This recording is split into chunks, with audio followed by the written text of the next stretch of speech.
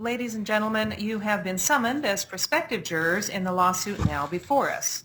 The first thing we do in a trial is to select 6 jurors from among you. I am Judge Susan Clark. I am the judge in charge of the courtroom and the trial. The deputy clerk of the court is Chaz Davis. He will mark the trial exhibits and administer oaths to you jurors and to the witnesses. The marshal of the court today is Deputy Bennett. Thank you. And each of you is qualified to serve as a juror of this court. This call upon your time does not frequently come to you, but is part of your obligation for your citizenship in this state and country. No one should avoid fulfilling this obligation except under the most pressing circumstances. Service on a jury is a civic and patriotic obligation which all good citizens should perform. Service on a jury affords you an opportunity to be a part of the judicial process by which the legal affairs and liberties of your fellow men and women are determined and protected under our form of government. You are being asked to perform one of the highest duties of citizenship, that is, to sit in judgment on facts, which will determine the guilt or innocence of persons charged with a crime. To assist you with the process of selection of a jury, I will introduce you to the parties and, where appropriate, to the lawyers, and tell you in summary what this action is about. When I introduce an individual, I'll ask them to identify themselves to the jury panel. The state of Idaho is the plaintiff in this action. The lawyer representing the state, there are 2, are Francisca Mueller. Good morning. And John Cordobatarte. Good morning. Each are members of the Boise City Attorney's Office. The defendant is Robert James Royal Jones. He is self-represented. And if you want to stand and say hello. Hello, how's it going? Thank you. Sorry. Okay. I'll now read you the pertinent portion of the complaint which sets forth the claim against the defendant. The complaint is not to be considered as evidence, but is merely the formal charge against the defendant. You must not consider it as evidence of his guilt, and you must not be influenced by the fact that a charge has been filed. And so, with regard to Robert James Royal Jones, the complaint charges that he, on or about the 8th day of December 2020, did commit the crime of disturbing the peace, a violation of Idaho Code Section 18-6409. To this charge, a plea of not guilty has been entered. Now, everyone is properly seated, and in this part of the jury selection, you will be asked questions. Actually, let me go back on that complaint. I would like to read the full complaint, just to be clear. Because so to count 1, it is specifically that the defendant, Robert James Royal Jones, on or about the 8th day of December 2020 in the city of Boise, county of Ada, state of Idaho, did maliciously and willfully disturb the peace or quiet of a neighborhood, to wit, Amy Costello, Susan Curtis, Peter O'Connell, and or Patricia Laciando by loud or unusual noise and or tumultuous or offensive conduct, to wit, blowing air horns, honking car horns, and screaming in violation of Idaho Code 18-6409. Okay. And in this part of the jury selection, you will be asked questions touching on your qualifications to serve as jurors in this particular case. This part of the case is known as the voir dire examination. Voir dire examination is for the purpose of determining if your decision in this case would be in any way influenced by opinions which you now hold, or by some personal experience or special knowledge which you may have concerning the subject matter to be tried. The object is to obtain 6 persons who will impartially try the issues of this case upon the evidence presented in this courtroom, without being influenced by any other factors. Please understand that this questioning is not for the purpose of prying into your affairs for personal reasons, but is only for the purpose of obtaining an impartial jury. Each question has an important bearing upon your qualifications as a juror, and each question is based upon a requirement of the law with respect to such qualifications. Each question is asked each of you as though each of you were being questioned separately. If your answer to any question is yes, please raise your hand. You will then be asked to identify yourself by both your name and your juror number. At this time, I will instruct both sides to avoid repeating any question during this voir dire process which has already been asked, and I will ask the parties to note that you have the right to ask follow-up questions of any individual juror based upon that juror's response to any of the previous questions. The jury should be aware that during and following the voir dire examination, one or more of you may be challenged. Each side has a certain number of peremptory challenges, by which I mean each side can challenge a juror and ask that he or she be excused without giving a reason for that. In addition, each side has challenges for cause, by which I mean that each side can ask that a juror be excused for some particular specific reason. If you are excused by either side, please do not feel offended or feel that your honesty or integrity is being questioned. It is not. The clerk will now swear the entire jury panel for the voir dire examination. And Mr. Davis, if you wouldn't mind swearing in our jury panel. Do each of you swear that you will answer the questions as may be asked of you by or under the direction of the court, touching upon your qualifications to sit as trial jurors in this case? Is there anyone who did not affirm the oath? By a show of hands? Seeing no hands. Okay. And so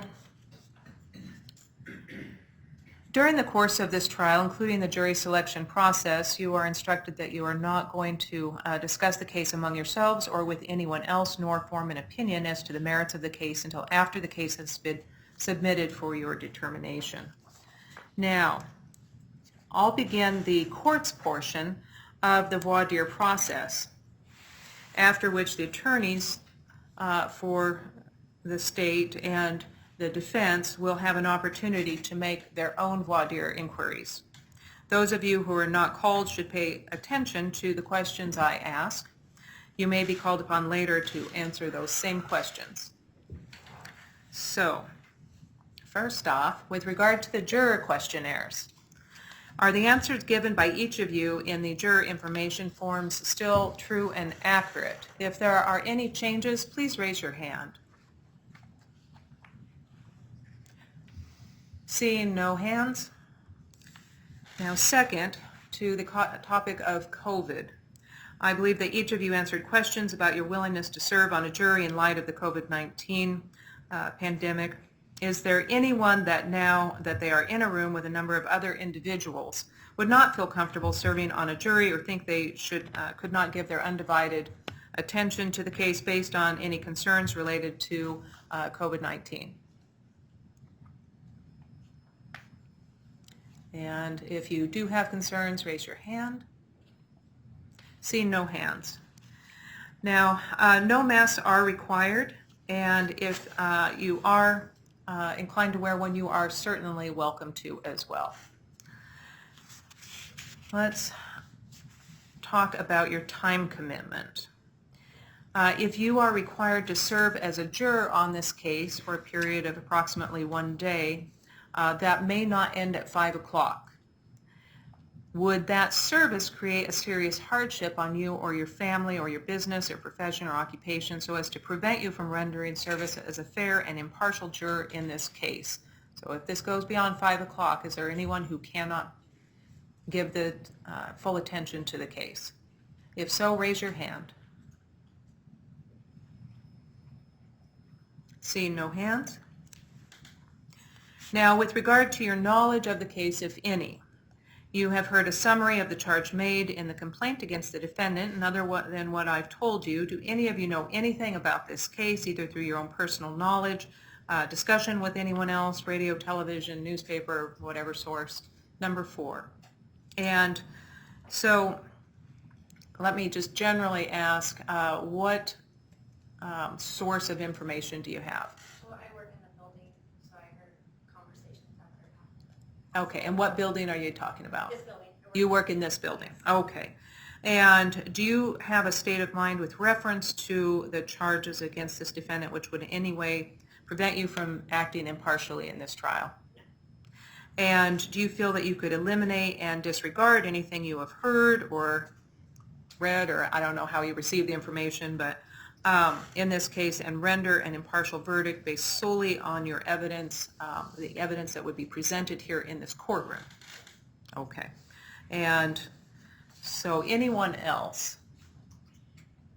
Just juror number 4. Okay.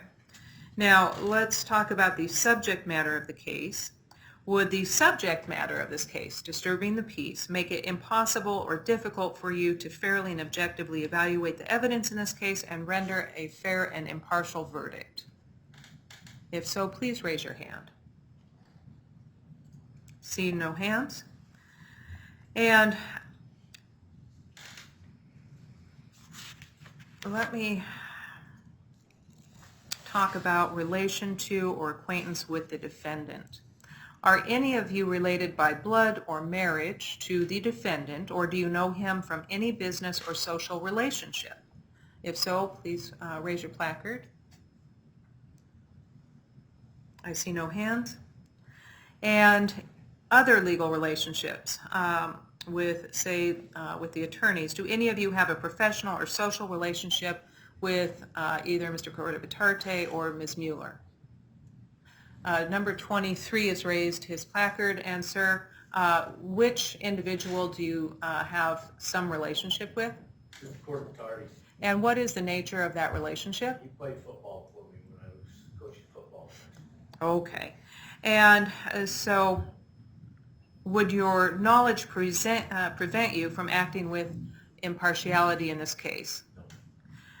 Would your knowledge cause you to give greater or lesser weight to any statement that he might make in this case by reason of that knowledge? Okay. And so anyone else? Okay. No other jurors have raised their placards. And are there other,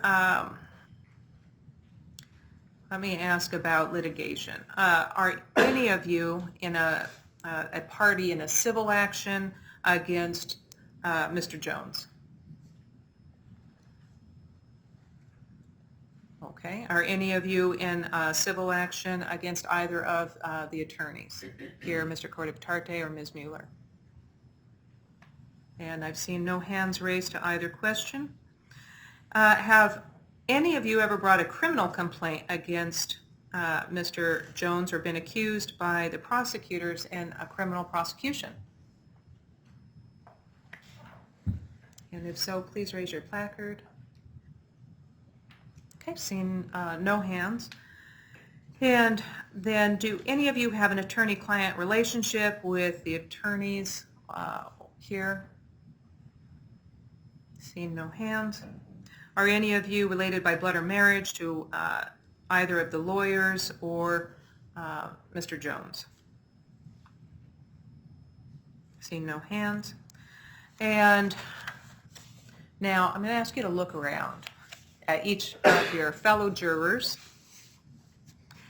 And after you've done so, do you recognize any of your fellow jurors? If so, raise your placard. Okay.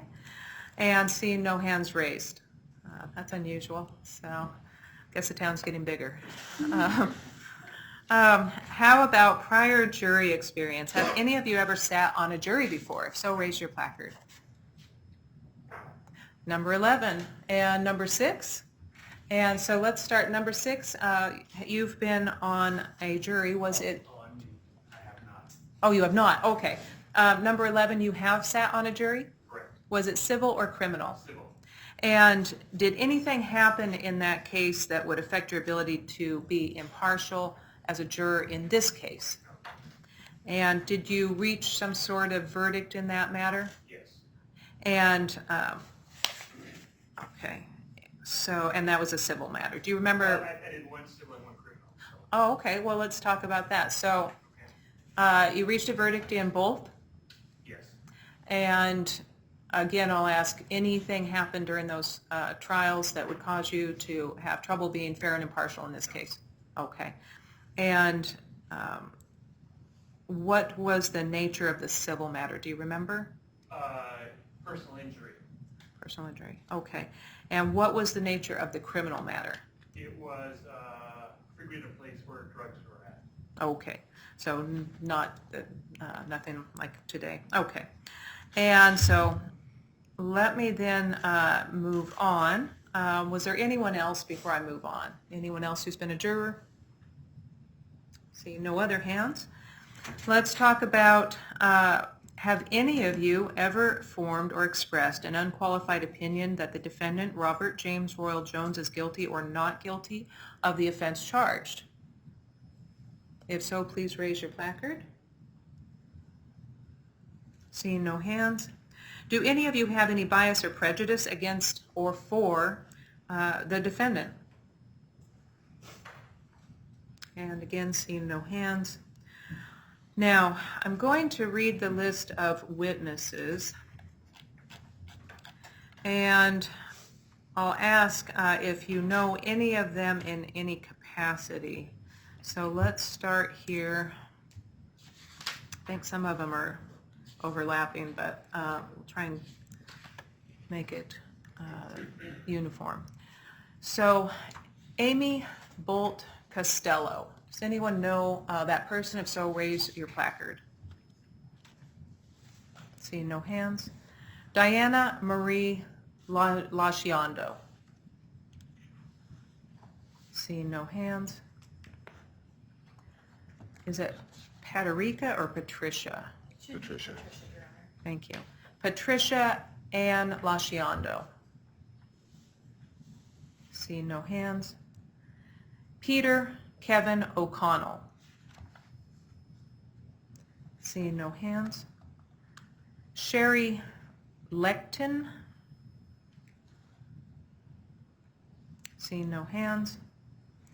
Susan Francis Curtis.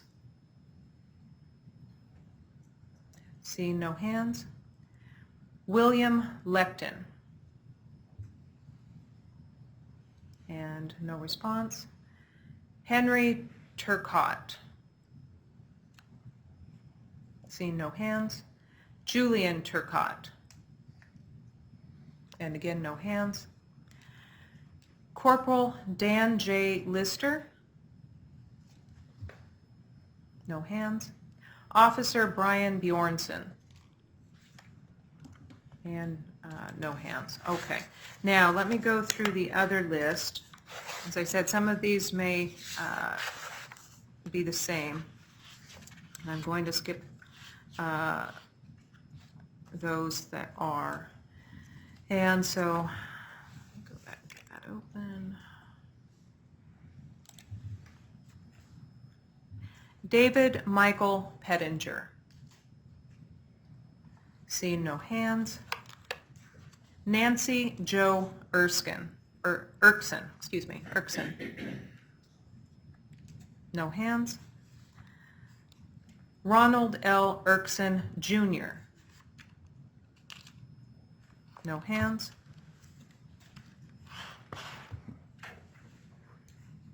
Susan K. Lang. No hands.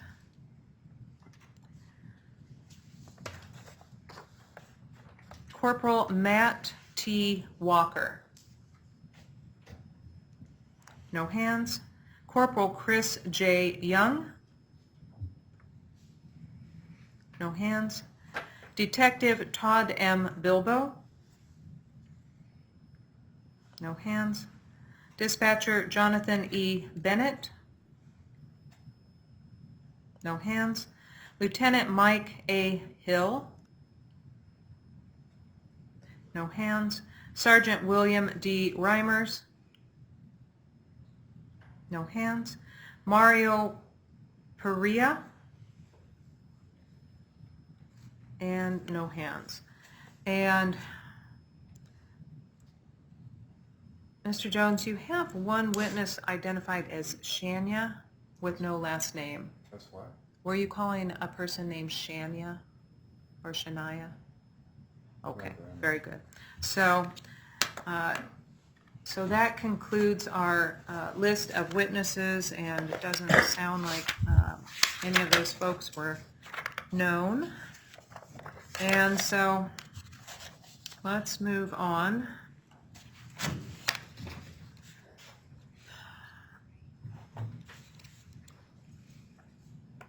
Are there any of you who are unwilling to follow my instructions to you, the jury, as to the law that you must apply in determining this case?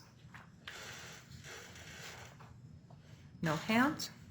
Do any of you have a religious or moral position that would make it impossible to sit in judgment of another or to render a fair and impartial verdict? Seeing no hands? Are there any of you who have selected as a juror in this case who is unwilling or unable to render a fair and impartial verdict based upon the evidence presented in this courtroom and laws instructed by the court? No hands? Do any of you have any other reason that you cannot give this case your undivided attention or render a fair and impartial verdict? Is there anything that would stop you? You have to be at the airport to pick someone up at 5, or you left the crock pot on. Okay, I see a couple hands that have come up. So number 2, let's start with you. The only thing that would stop me is I've got 2 special needs kids, so I have care till 5, but, well, till 6:30. Till 6:30? Yeah.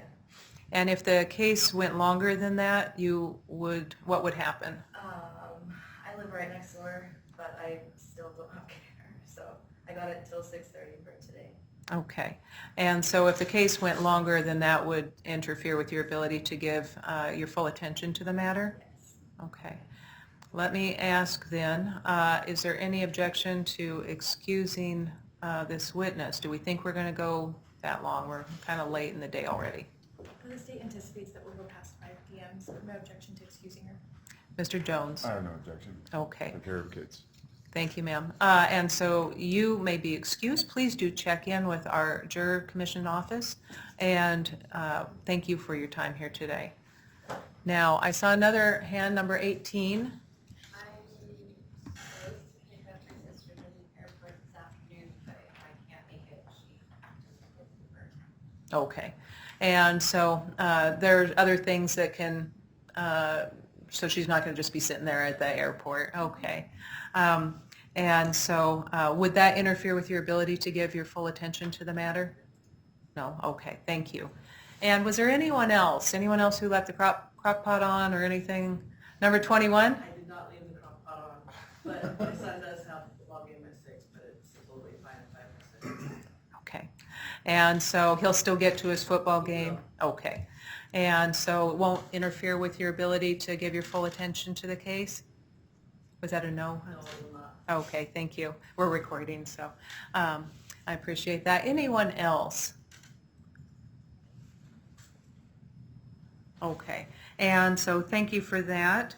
Now, we'll start with the prosecution and then the defense with regard to voir dire. So which of you will be doing the voir dire? Ms. Mueller, Your Honor. Okay, Ms. Mueller, you may commence. Now, Ms. Mueller is going to ask you some questions, and then Mr. Jones. I'm going to have everyone hold their cards up so that I can call a number for the record. And I'm sorry if it's a little uncomfortable. So my name is Fran. I work for the city of Boise. I'm going to ask you some questions. My intent is not to embarrass you, it's just to get some information so you can have a fair and impartial jury today. Number 11. You said that you had served on a jury before, is that correct? Correct. Did you feel that everyone was heard on the jury? Yes. What stands out to you from that experience? Nothing particular. By show of hands, when it comes to law enforcement, has anyone here had a positive interaction with law enforcement? Number 7, can you tell me about that? Just got pulled over and he was very nice and respectful and told me the truth. I was fine.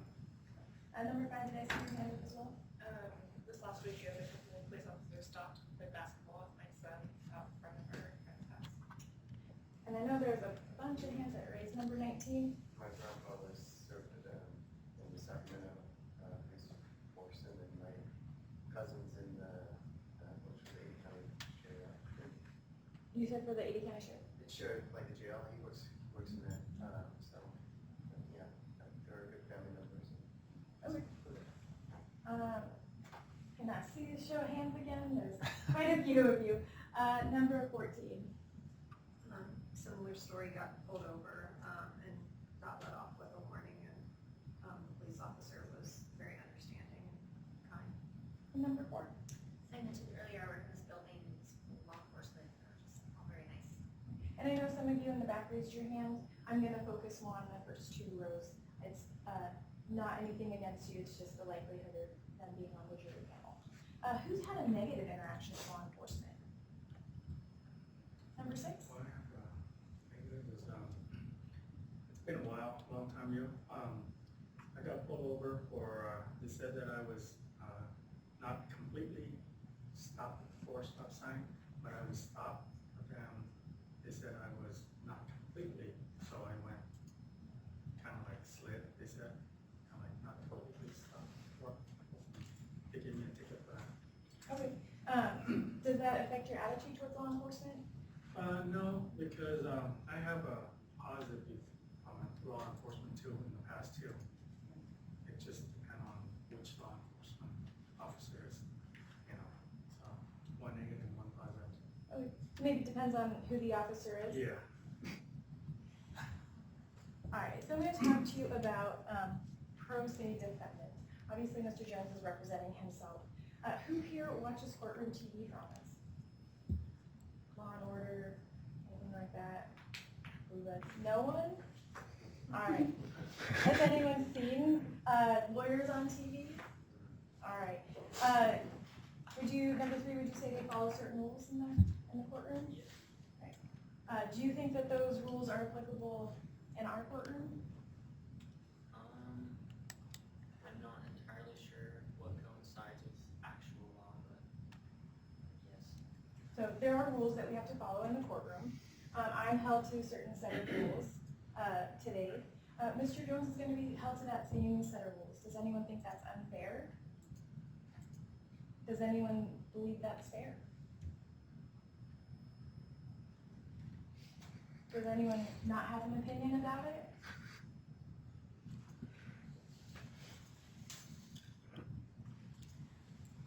Since he is representing himself, is anyone going to hold it against me if I object?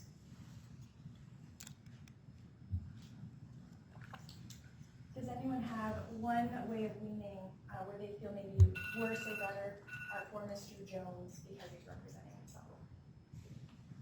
Everyone can remain fair and impartial. So you heard the judge mention that this is a disturbing the peace case. Number 5, what comes to mind when I say disturbing the peace? Like causing chaos, maybe like fighting out photo horns or whistles. Number 6, do you agree with that? Yeah. I would say it could be disturbing people's sleep or other activities. Number 7, do you have a different thought on what disturbing the peace is? Not really, but, you know, between the hours of, say, 8 in the morning and 10 at night, which was, you know, after that, during those hours, you're supposed to not be allowed. Does anyone disagree with what's been mentioned? Does anyone have anything to add to that definition, that description?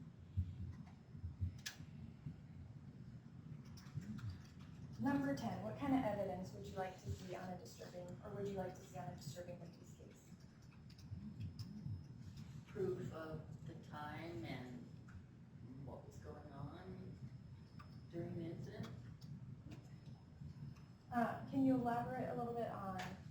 Well, I mean, if it was like a celebration, I can see where it might be past 10 o'clock and some people might be disturbed, but it's just like a regular day. Different. Number 11, do you agree with that? I do. Number thoughts on that? Same, I would like to see like hard evidence, like documentation, video evidence, with timestamps and specifics as to what was being disrupted and what was going on. And number 15, you agree with that? I saw you nodding your head. And number 3, would you want to see something different, or I would agree with her. what they all said?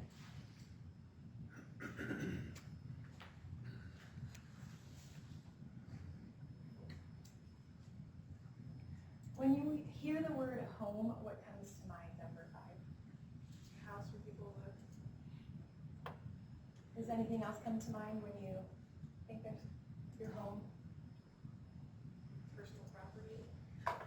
Number 3, would you agree with that, or would you add anything? I would add probably some aspect of family and peace, place to enjoy yourself when you're not doing other things. When you say peace, what do you mean by that?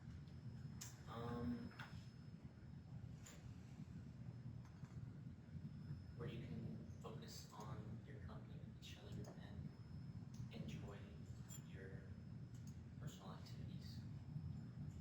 Number 10, I see you nodding your head. Do you agree with that? Yes. Does anyone disagree with that when it comes to your home?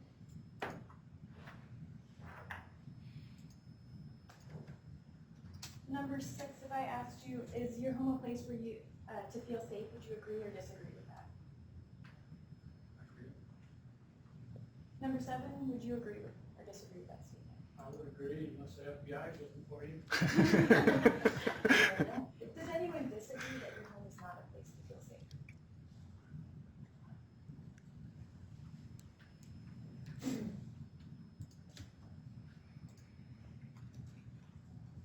So Judge Clark will later instruct you on what the law is. Is there anyone that thinks they won't be able to follow the law if they have a difference of opinion? Number 7, I see you kind of thinking about that. Do you have? No, I just, a lot going on in the world, just different views. But you do think that you could apply the testimony, the evidence you hear today to the law provided? Oh, yeah, definitely. Is there anyone that disagrees with that statement?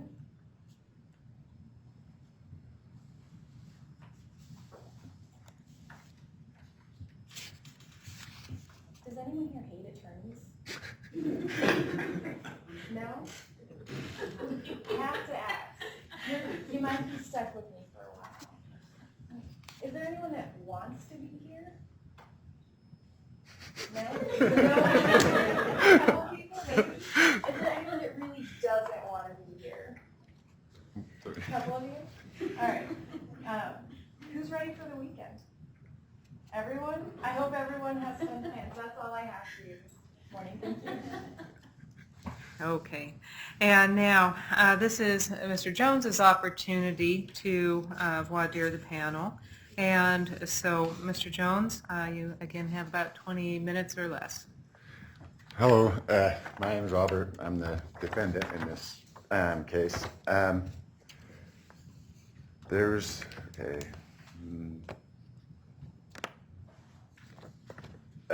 Number 4, you said you work in this building? What is your position or whatnot? Supervisor Of, and court clerks. okay, so you're court clerk, just the boss of the court clerks, pretty much? Yes. Do you know me from anything else? No. Okay, just for everybody in general, my name is Robert James Royal Jones.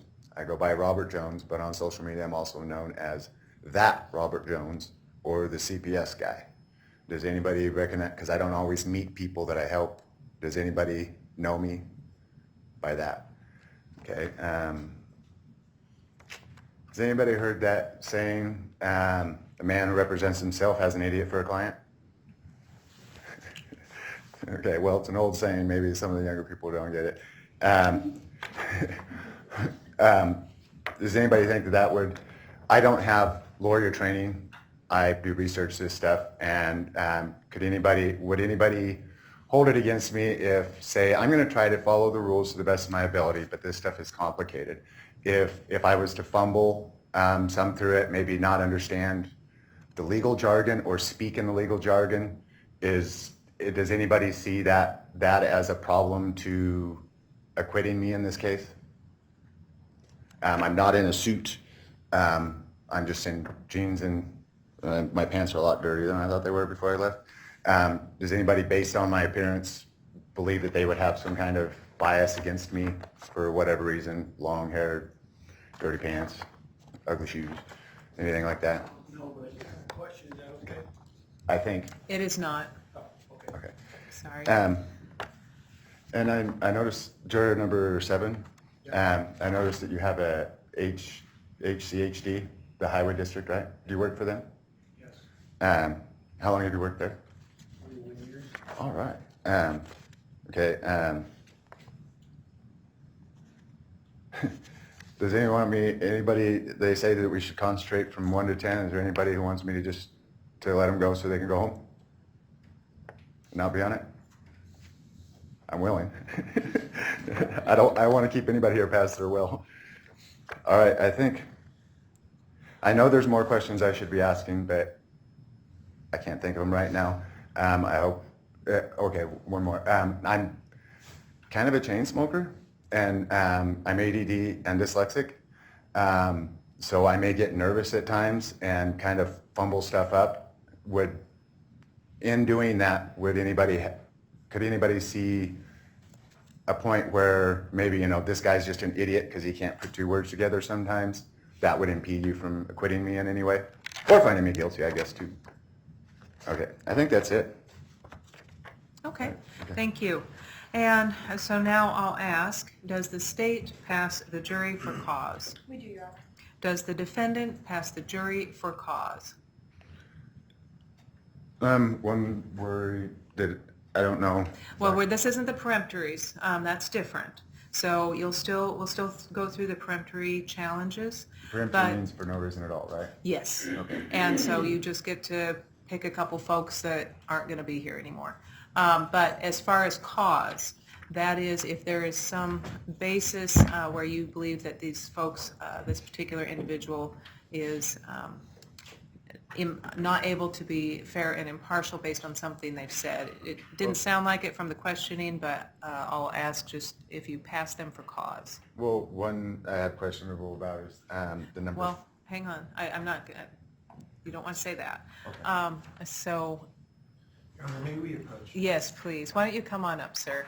Let's have a moment to make sure we have this clear. Okay, so if you pass someone for cause or you try and strike them for cause, that means that there is some reason that they cannot be fair and impartial. Not just because you generally have heard that or statements and you're like, I don't really think they're the right person for my jury, but because they said, I know this person and I can't be impartial, or I don't like people with long hair. Okay. Now we have our jury selected, and so I'm going to, I guess first, if you were not selected, I do want to thank you for your time here today. Although you were not selected, some of you, to serve on the jury, each of you participated in an important way today, assisting our judicial system just by coming here and participating in this voir dire process. The court does extend its appreciation to you and our warmest thanks to each of you. Our Constitution guarantees that trials such as this are open to the public, and as such, you are welcome to come back in and watch the trial once we have our jurors seated. There'll be some room back there. And so now I'm going to excuse those of you who were not selected, and if you will follow the direction of our marshal, then he will assist you with where to go next. The first person excused is Theodore Klaus, Michael Beasley, Dennis Conrad, Robin Lemoyne, Michelle Wilson, Claudia Prado, Michael Carbone, Addie Higgins, Piper Glancy, Skylene Fries, and Keely Malloy. Janet Hoskins. Caleb Carlson. We should have now, 1, 2, do I have the right, looks like I've got the right number. There's 6 of you. Okay. Now, my clerk is going to put the remaining individuals who have been selected under oath. I'm going to read your names first to make sure I didn't make any mistakes. Do I have Mitchell Ross? Thank you. Summer Buckley. Tom Tiet. Am I saying your last name right? Yes, yeah. Okay. Blake Hatchett. Yes. Debbie Harper. And Ronald Rogers. Okay, we've got the right folks. And so you will be placed under oath. Do each of you swear that you will try the matter now pending before the court and render a true verdict according to the evidence? Yes. Okay, thank you. And so go ahead and have a seat. I'm going to address some practical concerns before we take a break. First off, this will be a one-day trial, but it may go long. I will try not to waste time for too many breaks, but if you do need a break and you haven't heard me say that it's that time, just let our marshal know and he can help you make sure that happens, okay? So if you need a break, just let him know. We will generally take 10 to 15 minute recesses during this session, and then a 10 to 15 minute recess during the afternoon session, and if you need a break sooner, just give a note to the bailiff. During the trial, you'll be assigned a specific seat over here, and you'll want to remain in the same seat each time you come back to this room. So if you take a break for lunch, come back to the same seat. From a recess, come back to the same seat. At times during the trial of this matter, there may be some interruption or delay due to the necessity of the court or counsel to attend to other unexpected matters. Those interruptions and delays are generally short of duration, and we make every effort to resume the trial quickly. During short delays, you may be required to stay here in the courthouse, and the bailiff will escort you to a jury room, which is back here. That's why you're coming back there. And if the delay appears to require a larger amount of time, you may possibly be dismissed with the court's instructions of when you need to return. That's unlikely, but I do advise you that's a possibility as always. You can park your cars anywhere in the courthouse lot where it's convenient for you. If you need to move your car, please let the bailiff know so we can allow that additional time. The jury room has restrooms inside for your convenience. And if you have any additional needs that aren't being met, please let our bailiff know, deputy know, and he'll tell you how we can take care of that for you. Your compensation by state law is $10 per full day, so enjoy that. And some employers may also provide you with paid leave for jury service. You will need to check with your employer to see if that compensation is available. You are also entitled to mileage reimbursement for your travel expenses at the same rate set by your county commissioners for county employees. If, as a member of the jury, you do need to leave your cell phones and other electrical devices in your car or turn them over to the bailiff while the court is in session or you are in the jury room. Before deliberations begin, you may use your phone during breaks outside of the jury room. Once deliberations begin, you cannot use your cell phone, so plan accordingly. You may notice me from time to time during the trial looking at my computer. Our case files are all electronic, and I conduct all my legal research and review of the file on that computer. So when you see me looking at that, I'm not failing to attend to the trial, but checking some information on here that relates to what it is that we're hearing. And so I'll give you a few moments now to check in with your work, family, anyone else that's necessary. Let them know you've been selected for jury duty today. You'll be away from your phone most of the day. Use the restroom, and then we'll come back and read those preliminary jury instructions, okay? Great, thank you. We'll take a short recess. All right, please. About 10 minutes. Take your note, your cards, and then just follow me.